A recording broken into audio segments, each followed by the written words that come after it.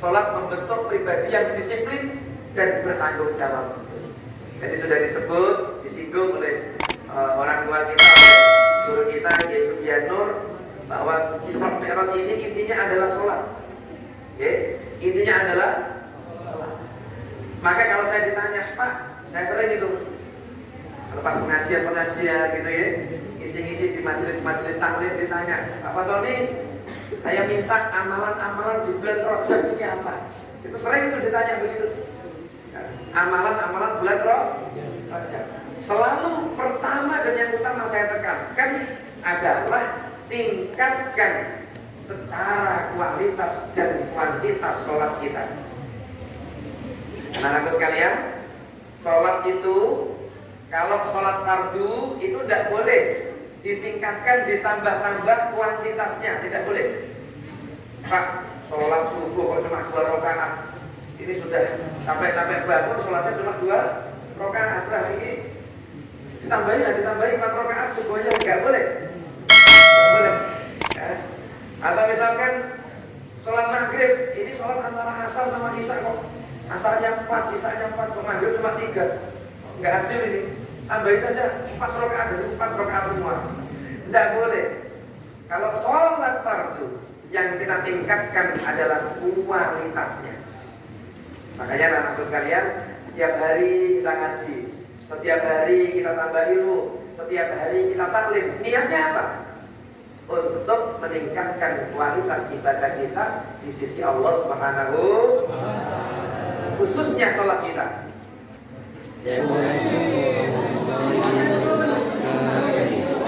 Jumpa kembali ke yang lain. Hari ini kegiatan Isra Mi'raj di Madrasah Rian Negeri Banten. Jangan lupa subscribe, like, comment, dan share.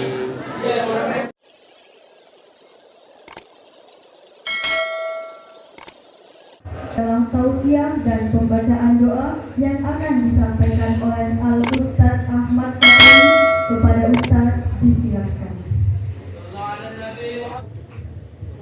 Assalamualaikum warahmatullahi wabarakatuh.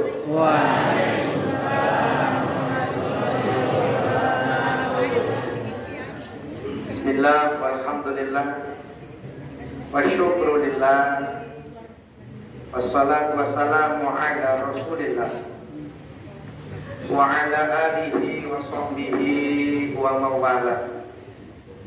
Wala hawla wala quwwata illa billah. Rabbi shrah li sadri wa yassir li amri wahlul 'uqdatam min lisani yafqahu qawli, amma ba'd. Hadratul kiram, para alim, para bapak, para ibu, wabil khusus Kepala Kementerian Agama Kota Bontang beserta seluruh jajaran yang saya hormati, yang saya muliakan,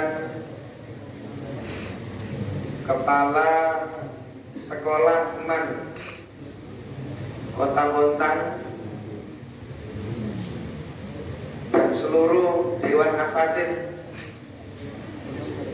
Kiai Guru Sugianto, Kiai Miza, Kiai Rais, dan kiai-kiai yang lain yang tidak bisa saya sebutkan satu persatu. Yang saya hormati dan saya muliakan Kepala MTS Al-Ikhlas, Bunda saya, Bunda Jakamiati,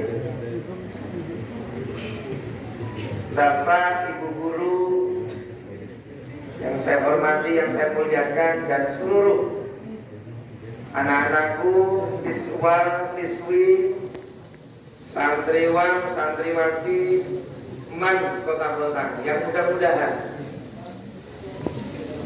para santri diberikan oleh Allah Subhanahu wa Ta'ala ilmu yang barokah, diberikan oleh Allah ilmu yang manfaat, dijadikan oleh Allah generasi yang solih solihah. Amin Allahumma amin.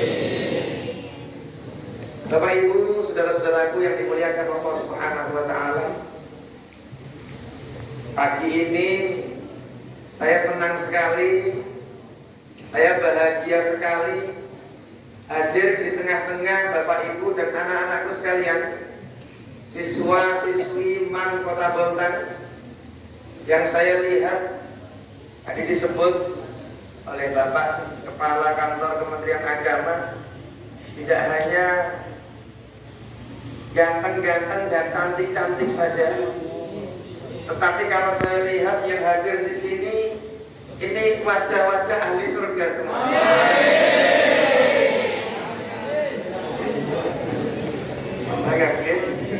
Alhamdulillah.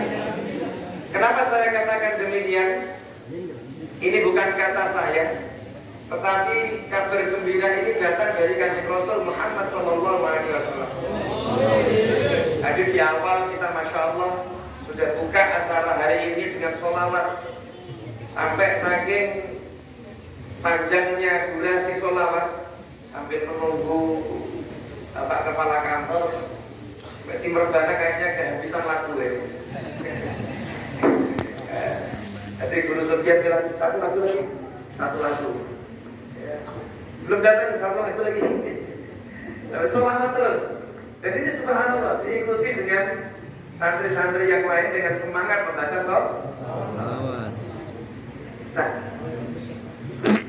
Bapak Ibu anak-anakku sekalian yang dimuliakan Allah Subhanahu wa taala. Kanjeng Nabi Muhammad SAW beliau dawuh, barang siapa yang dia membaca sholawat satu kali saja kepadaku, maka Allah akan berikan sholawat, Allah akan berikan kasih sayang kepadanya 10 kali. Man shalla alayya sholatan wahidatan sallallahu alaihi wasallam. Barang siapa yang dia bersolawat 10 kali, maka Allah Subhanahu wa taala akan bersolawat kepadanya. Allah akan berikan kasih sayang kepadanya 100 kali. Barang siapa yang sholawat sekali, Allah sholawat berapa kali? Ketika kita sholawat 10 kali, Allah akan sholawat berapa kali? 100. Barang siapa yang sholawat 100 kali, maka Allah akan, itu hitungan kalian. Bukan begitu. Man shalla alayya sholatan wahidah. Barang siapa yang sholawat kepadaku 1 kali saja, sallallahu alaihi wasallam, Allah akan sholawat kepada orang itu, berikan kasih sayang 10 kali. Barang siapa yang sholawat 10 kali, Allah akan bersolawat, berikan kasih sayang 100 kali. Man shalla alayya mi'ah. Barang siapa yang sholawat 100 kali, kataballahu lahu baina ainaihi bara'atun minan nar wa bara'atun minan nifaq. Barang siapa yang dia sholawat kepadaku, kata Nabi, 100 kali, maka Allah akan tulis baina ainaihi, di antara kedua matanya. Di sini, perhatikan, di antara kedua mata kita berarti di sini dicap oleh Allah, disestempel oleh Allah, bara'atun minan nar, bebas dari api neraka. Amin Allahumma amin. Bara'atun minan nifaq, bebas dari sifat-sifat munafik. Amin Allahumma amin.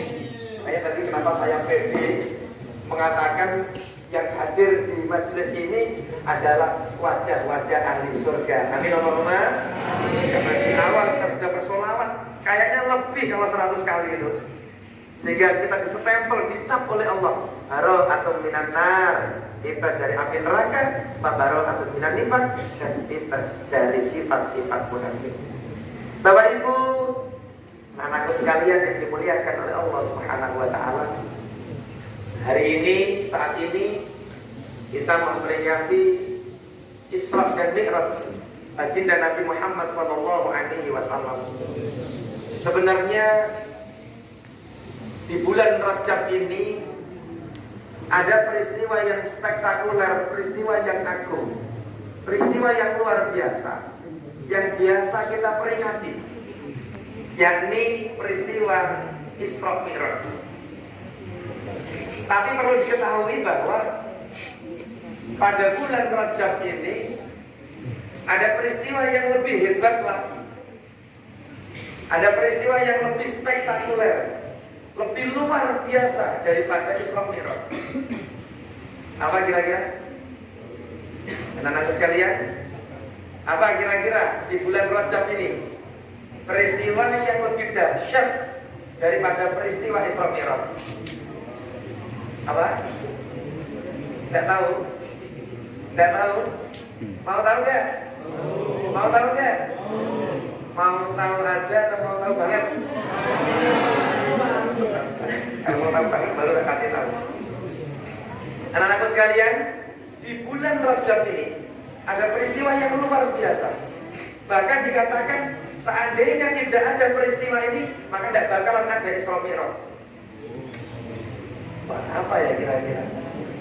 Yaitu pada bulan Rajab itu ada peristiwa agung, yaitu hari kelahiran Nabi Muhammad Sallallahu Alaihi Wasallam. Hari kelahiran Bapak Tony, bukankah hari kelahiran Nabi itu bulan Rabiul Awal?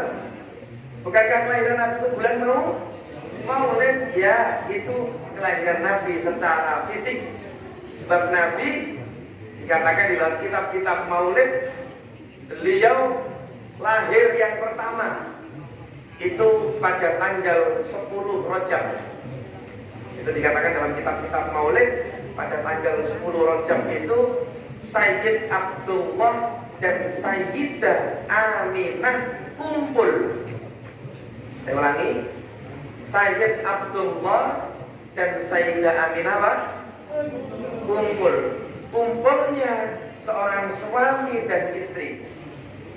Oleh karenanya pada malam 10 Rajab yang kebetulan saat itu adalah malam Jumat, ya, Allah memindah nurnya Nabi Muhammad Sallallahu Alaihi Wasallam dari Sayyid Abdullah dipindah ke rahimnya Sayyidah Aminah. Nah, perpindahan nur ini, anak-anakku sekalian, perpindahan nurnya Nabi Muhammad dari abahnya yaitu Sayyid Abdullah dipindah ke rahim ibunya Sayyidah Aminah, diistilahkan oleh para ulama dengan istilah al-wiladatul ula, kelahiran yang pertama. Kelahiran apa? Kelahiran yang pertama. Nah, baru kelahiran yang kedua, yaitu kelahiran secara jasad yang sering kita peringati Maulid Nabi 12 Rabiul. Tapi saya teringat dawuhnya guru saya, Mbak Haji Maimun Zubair, kalau kamu memperingati kelahirannya Nabi yang kelahiran secara roh tadi itu, nurnya pindah tadi itu, gak perlu rame-rame, gak perlu dimeriahkan, gak usah. Tapi kalau kelahiran secara jasad 12 Rabiul Awal, boleh, bahkan dianjurkan untuk dibikin peringatan yang ramai, peringatan yang semarak, peringatan yang meriah, boleh.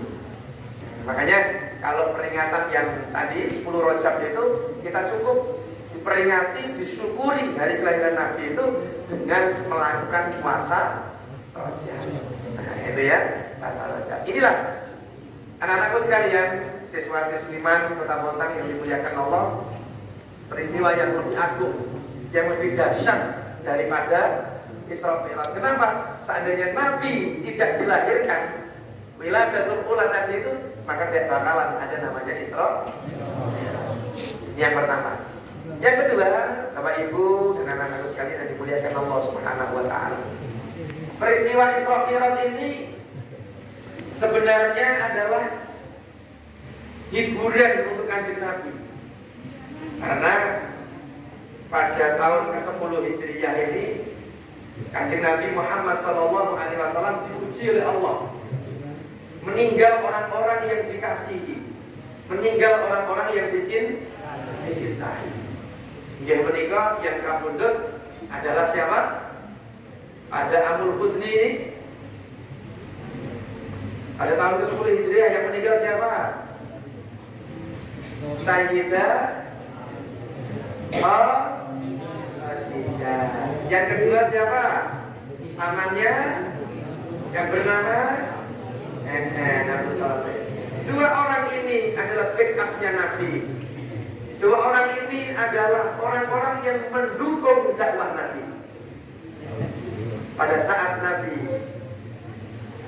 kita ambil.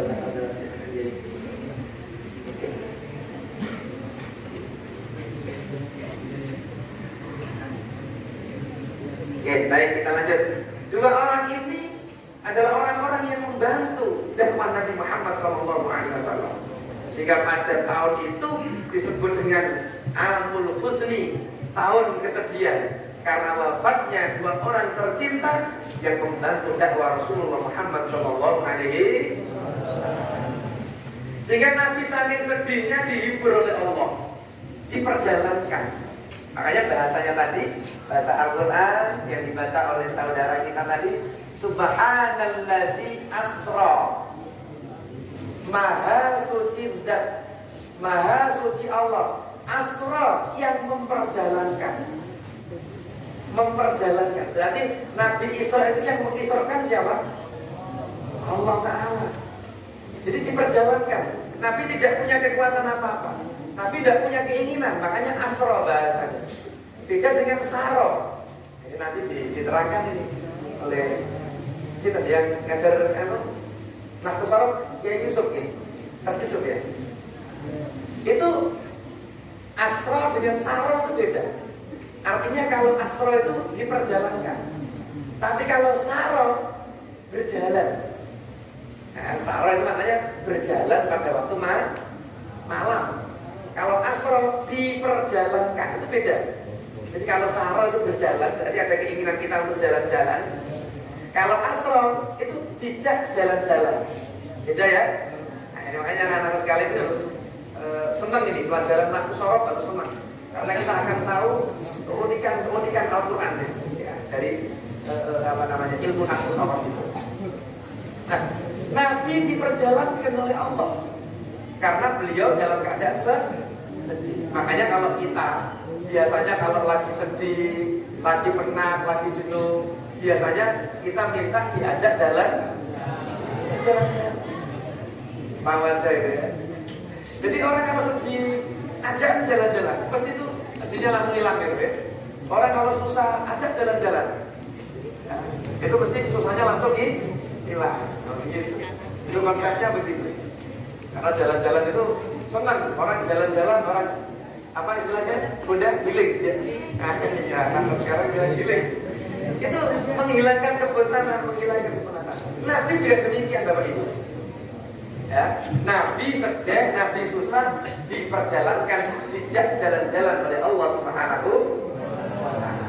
Nah, ini adalah awal diantaranya kenapa Kanjeng Nabi itu diisra mi'rajkan oleh Allah Subhanahu wa Ta'ala, karena dalam rangka Allah menghibur Nabi Muhammad sallallahu alaihi wasallam.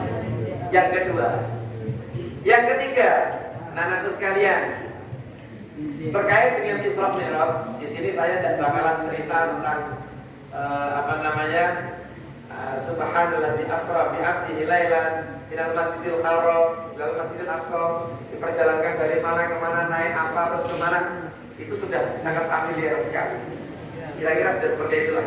Di setiap peristiwa Isra Mi'raj terangkan terus, sehingga kadang lebih ingat jamaahnya daripada ustadznya tentang peristiwa itu, naik buruk dan sebagainya. Tapi yang ingin saya terangkan di majelis kita yang mulia ini adalah mengenai inti ya, atau hikmah daripada peristiwa Isra dan Mi'raj yang kita peringati hari ini. Sebab percuma saja kita setiap tahun memperingati Isra Mi'raj, tetapi kita tidak mengambil ibrah, kita tidak mengambil hikmah, kita tidak mengambil pelajaran dari peristiwa Isra Mi'raj yang setiap tahun kita peringati, kita adakan di sekolah kita ini khususnya. Maka saya tadi pas masuk berdiri tema kita ini, sholat membentuk pribadi yang disiplin dan bertanggung jawab. Jadi sudah disinggung oleh orang tua kita, oleh guru kita Kiai Sugyan Nur, bahwa Isra Mi'raj ini intinya adalah sholat. Intinya adalah sholat. Maka kalau saya ditanya, Pak, saya sering itu lepas pengajian gitu ya, ngisi-ngisi di majelis taklim, ditanya, Pak Tony, saya minta amalan-amalan di bulan Rajab ini apa? Itu sering itu ditanya begitu. amalan-amalan bulan Rajab. Selalu pertama dan yang utama saya tekankan adalah tingkatkan secara kualitas dan kuantitas sholat kita. Anak-anakku sekalian, sholat itu kalau sholat fardu itu tidak boleh ditingkatkan, ditambah-tambah kuantitasnya, tidak boleh. Pak, sholat subuh kok cuma 2 rakaat, ini sudah capek-capek bangun, sholatnya cuma 2 rakaat. Nah, ini ditambahin 4 rakaat subuhnya, nggak boleh, nggak boleh. Ya. Atau misalkan sholat maghrib, ini sholat antara asar sama isya kok, asarnya 4, isyanya 4, kok maghrib cuma 3, nggak adil ini. Tambahin saja 4 rakaat, jadi 4 rakaat semua. Nggak boleh. Kalau sholat fardu yang kita tingkatkan adalah kualitasnya. Makanya anak-anakku sekalian, setiap hari kita ngaji, setiap hari kita tambah ilmu, setiap hari kita taklim. Niatnya apa? Untuk meningkatkan kualitas ibadah kita di sisi Allah Subhanahu, khususnya sholat kita. Ya. Makanya ngaji itu penting. Ngaji itu penting, khususnya masalah ubudiyah, masalah wudhu, masalah sholat. Ya, tapi ini alhamdulillah saya sering sharing ngobrol-ngobrol dengan beberapa asatid, para kiai-kiai di lembaga dakwah Nahdlatul Ulama, bahwa di MTS dan juga di IMAN ini ada apa istilahnya eskul gitu, yang baca kitab itu ya. Nah, ada pelajaran sejarah, kitab Nurul Yakin kalau tidak salah Kiai Yusuf itu yang Aduh, kemudian untuk tampilnya Kiai Rizal. Nah itu subhanallah luar biasa. Nah, anak-anakku sekalian, ketika kita nuntut ilmu itu niatnya itu untuk memperbaiki, meningkatkan kualitas ibadah kita di sisi Allah Subhanahu wa Ta'ala. Ini luar biasa. Nah, kemudian ya, berkaitan dengan Isra Mi'raj ini, bahwa sholat ini beberapa kali, ini mohon maaf, saya itu kadang prihatin itu apa ya?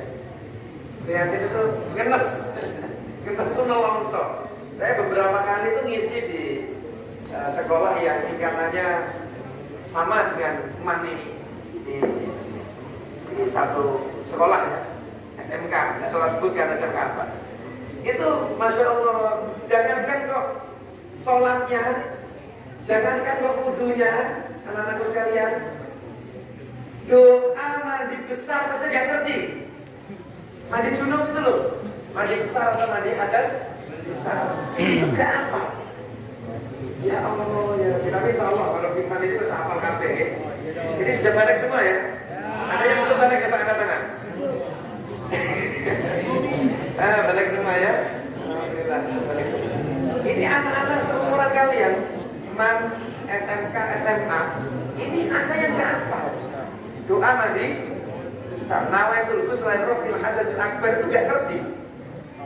Ya Allah ya Rabbi, kalau doa bersuci saja, mandi hadas besar saja gak ngerti, bagaimana dengan wudhunya, bagaimana dengan sholatnya, apalagi ngajinya. Jadi kadang saya itu prihatin ya, prihatin itu ngelongso tadi. Tapi insya Allah kalau di iman ini, Masya Allah, ini luar biasa, luar biasa. Tepuk tangan untuk santri-santri.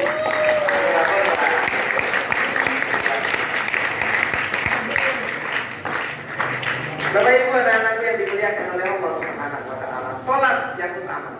Nah, kemudian kalau sholat sunnah tentu yang kita tingkatkan di samping kuantitas, ya, maaf, di samping kualitas juga kuantitasnya, jumlahnya ditambah-tambah. Berapa? Tidak terbatas. Ya.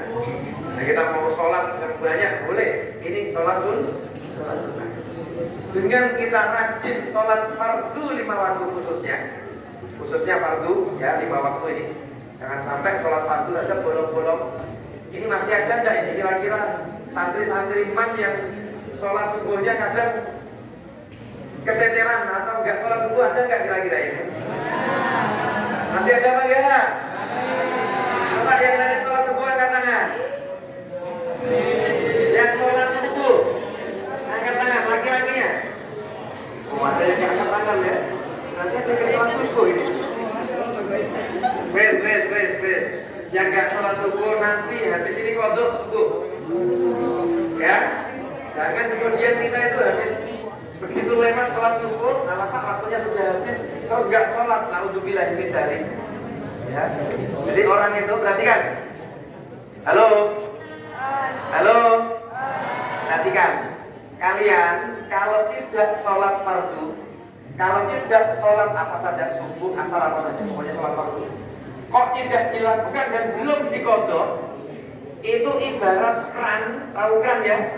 Keran tempat wudhu, itu kalian buka belum ditutup, maka airnya akan terus mengalir. Maka ketika kita belum sholat fardu dan belum kita kodok, maka dosanya terus mengalir. Bahaya apa enggak? Bahaya enggak? Makanya kalau kita punya utang sholat maksudnya segera dikodok. Kalau kalian kesiangan, misalkan bangunnya kesiangan dan dibangunin alarmnya mati, ya, jabrekernya mati, HP-nya nggak ada alarmnya, nggak disetting, disetel. Terus bangun jam 6:30 umpamanya. Bangun sudah lewat waktu subuh, maka tetap sholat subuh. Ya, jangan kemudian alamak sudah lewat waktunya terus nggak sholat subuh, itu dosa terus kita. Ini penting sekali. Ya, makanya kalau kita itu memperingati Isra Mi'raj, maka yang pertama dan yang utama yang saya sampaikan, tingkatkan kualitas sholat fardu kita, tingkatkan kuantitas sholat sunnah. Intinya sholat anak-anakku sekalian, jagalah sholatmu, maka Allah akan menjaga masa depan. Amin Allahumma. Jaga sholatmu, Allah akan jaga keberkahan dalam hidupmu. Amin Allahumma. Kalau kalian gak sholat, jangan harap hidup kita enak. Kalau kita tidak sholat, jangan harap kita mendapatkan kemudahan-kemudahan dalam hidup. Karena Allah memberikan kemudahan sebab kita mengikuti perintah-perintahnya. Kita minta, doa kita pengen dikabulkan, harus fair. Doa kita pengen dikabulkan, maka panjenengan, khususnya anak-anakku sekalian, harus mengikuti perintahnya Allah, yaitu sholat. Gak usah jauh-jauh lah, contohnya gini saja. Kalian akan minta sesuatu kepada orang tua. Kita apa biasanya? Minta duit, minta dibelikan apa gitu, HP, minta dibelikan kendaraan, motor atau apa. Itu biasanya kalian itu baikin orang tua atau tentang orang tua? Baikin, orang tua dideketin, ya, perintahnya diikuti, arahannya diikuti. Baru biasanya buat anak ini kok nurut. Ketika kalian minta, maka mereka orang tua kita akan berikan. Tapi sebaliknya, kalau kalian minta kepada orang tua, di sisi lain disuruh bantah, diarahkan dan mau, diperintah bangkan, maka orang tua juga gak bakalan ngasih. Allah juga demikian. Kita itu pengen doanya dikabulkan, tapi kita tidak mau mendekat kepada Allah. Kita tidak mau baik-baik dengan Allah.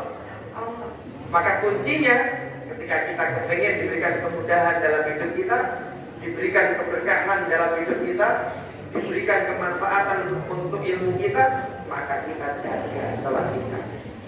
Maka sampai dalam riwayat yang sangat masyhur, as-salatu imaduddin, faman aqamaha faqad aqamaddin, waman tarakaha faqad hadamaddin.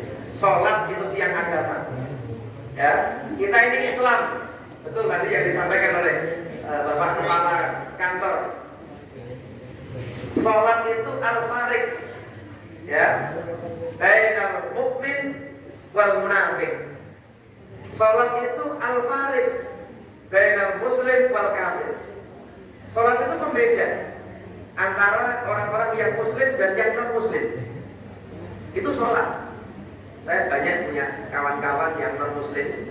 Kebetulan saya pernah di FKUB, Forum Kerukunan Umat Beragama. Ya. Saudara-saudara kita yang non muslim itu, kalau kita puasa, di sana juga ada syariat puasa. Meskipun puasanya nggak Ramadan seperti kita, ada puasa itu. Sedekah juga ada sedekah. Malah sedekahnya lebih besar ya. Kalau kita cuma 2,5%, di sana itu berapa? 10% lebih besar sedekahnya. Zakatnya lah nggak baca begitu. Jadi untuk zakat, untuk puasa ada. Kita melakukan, saudara-saudara kita juga melakukan. Tapi untuk sholat tidak. Hanya kita. Kita orang Muslim sholat, saudara kita yang non-Muslim tidak sholat. Inilah pembeda antara kita dengan saudara-saudara kita. Termasuk sholat ini adalah al-fariq bainal mu'min wal munafik. Kalau sudah Islam digolongkan lagi. Jadi termasuk mukmin atau termasuk munafik. Kalau sholatnya rutin tadi ini disiplin, apa ini? Pribadi yang disiplin istiqomah rutin. Oh ini mukmin betulan ini. Tapi kalau sholatnya suka bolong-bolong tadi itu ya, diundur-undur, ditunda-tunda sampai keluar waktu, berarti ini kategori apa? Munafik. Jadi orang-orang yang munafik yaitu orang-orang yang ketika sholatnya diundur-undur, sholatnya ditunda-tunda sampai keluar waktu. Nah ini mudah-mudahan kita semua tidak tergolong ke dalam kelompok orang-orang munafik, tapi kita tergolong dalam kelompok orang-orang mukmin yang rutin, yang istiqomah, yang semangat dalam melaksanakan sholat 5 waktu. Amin. Allahumma. Amin. Allahumma. Yang terakhir saja. Ini sudah berdiri setengah jam. Bapak Ibu yang dimuliakan Allah Subhanahu wa taala. Yang terakhir dari peristiwa Isra dan Mi'raj ini, kita belajar bahwa ketika kita ingin mendapatkan suatu kesuksesan, ketika kita ingin mendapatkan suatu keberhasilan, maka kita harus mempunyai tingkat semangat yang kuat. Seperti tadi disampaikan bahwa sholat ini bagian daripada ikhtiar kita supaya dimudahkan segala urusan kita.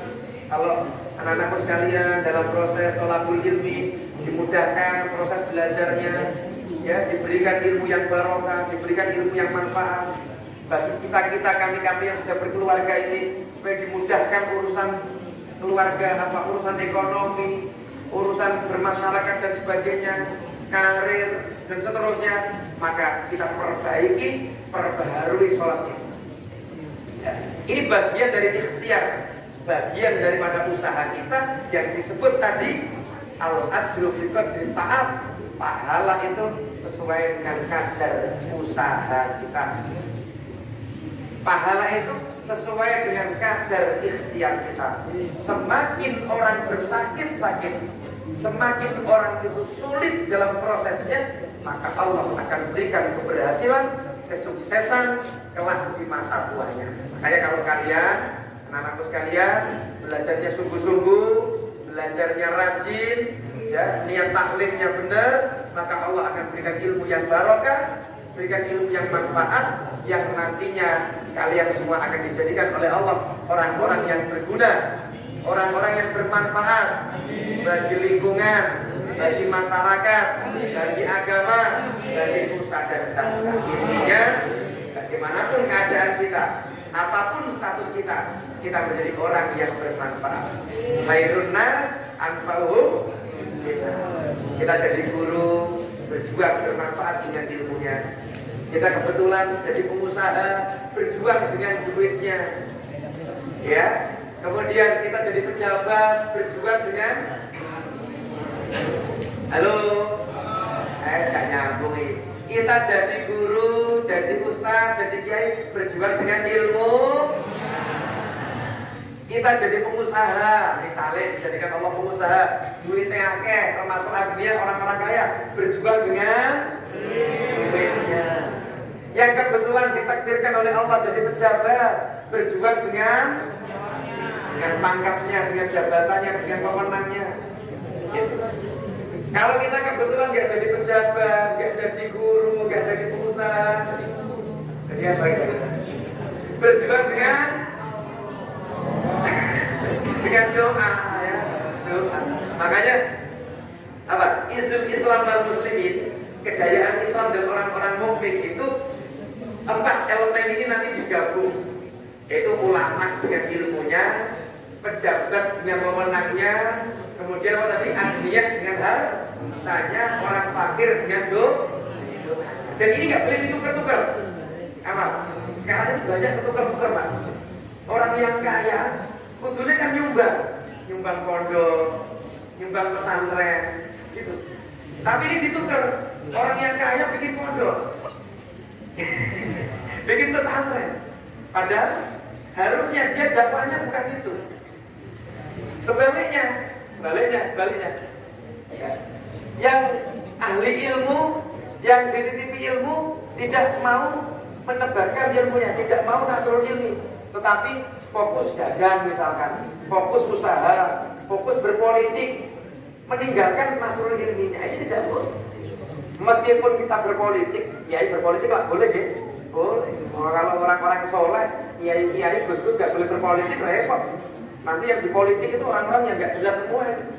Makanya kalau ada kiai, ada gus, ada ulama itu politik jangan dicibir. Kadang itu begitu Pak di masyarakat kita. Pak kiai itu ikut politik, gus kok ikut politik, enggak apa-apa. Karena ini bagian daripada ikhtiar kita melalui jalur tadi itu, dakwah jalur politik. Tapi tetap jangan meninggalkan taklimnya, jangan meninggalkan dakwahnya. Jadi saya sering sindir-sindir kepada akhirnya itu ya. Orang-orang kaya nggak usah bikin pondok. Saya sering. Orang-orang kaya nggak usah bikin macam-macam pesantren apa. Sudah sumbang saja itu kiai-kiai, ulama-ulama itu untuk bikin pondok, untuk bikin pesantren. Karena beliau-beliau inilah yang memang ditakdirkan oleh Allah dititipi ilmu untuk menyebarkan ilmunya kepada masyarakat. Ini supaya kita apa tadi tumbuh muncul namanya apa? Izzul Islam wal Muslimin, kejayaan kemuliaan Islam dan umat muslim. Bapak Ibu, anak-anakku sekalian yang dimuliakan Allah Subhanahu wa taala, sekiranya itu sedikit yang dapat saya hadirkan daripada peringatan Isra Mi'raj kali ini. Intinya adalah kita amalkan, kita ambil hikmah pelajaran yang luar biasa, kita tingkatkan sholat kita. Dengan begitu Allah akan berikan keberkahan kepada kita semua. Amin Allahumma, amin Allahumma, amin Allahumma.